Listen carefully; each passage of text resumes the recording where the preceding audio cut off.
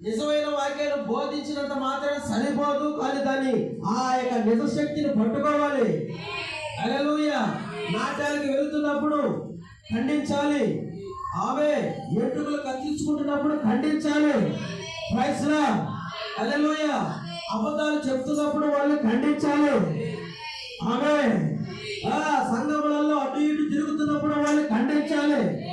హల్లెలూయా. రహస్యంగా మాట్లాడుతున్నప్పుడు వాళ్ళు ఖండించాలి. ఈ విధంగా చేసేవాడు నిజమైన ప్రవక్త. నిజాన్ని సరిపేస్తే సరిపోదంట. అక్కడ ఆ వాక్యం చెప్పినట్టుగా చెయ్యమంటున్నాడు అక్కడ మళ్ళీ. అందుకని ఇక్కడ అంటాడు చూడు, ఒక్క పురుషుడు ఎక్కడికి స్త్రీ వలే కానీ వచ్చాడు అనుకో, ఏం చేస్తావు? నీ సంఘంలోకి స్త్రీ వలే కానీ వచ్చాడు అనుకో పురుషుడు, ఒకవేళ పాస్ట్గా ఉన్నాడు అనుకో, ఖండించాలా ఖండించకూడదు? హల్లెలూయా.